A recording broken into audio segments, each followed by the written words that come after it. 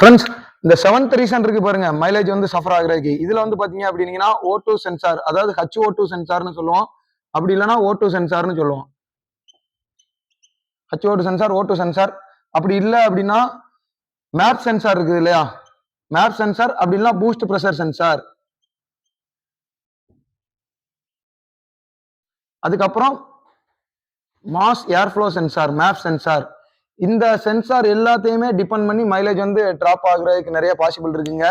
ஏன்னா இந்த மேப் சென்சாரோட வேல்யூவை எடுத்துக்கிட்டு தான் இசிஎம் வந்து அதுக்கு ஏற்ற ஃபியூலை வந்து உள்ள கொடுக்கும்.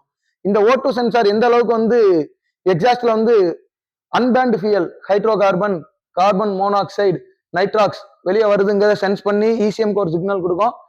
அது அதிகமா இருந்துச்சு, அதோட வேல்யூ ஹைட்ரோ கார்பன் வேல்யூ அதிகமா இருக்கு, நைட்ராக்ஸ் வேல்யூ அதிகமா இருக்குன்னா உள்ள போகக்கூடிய அந்த ஃபியூலோட அளவு வந்து குறைஞ்சிருங்க. அதாவது இசிஎம் வந்து ஃபியூலோட அந்த அளவை வந்து குறைச்சிரும். இன்ஜெக்டர்ல ஃபியூலோட அளவு குறைஞ்சிரும். இதே மேப் சென்சார் ஏரோட ஃப்ளோ ரேட்டை வந்து தப்பா கால்குலேட் பண்ணுதுன்னு வைங்க, ரொம்ப அதிகமான ஏர் போய்கிட்டு இருக்குது. ஏன்னா சென்சாரை சுத்தி அதிகமான வந்து டஸ்ட் வந்து டெபாசிட் ஆயிருச்சு.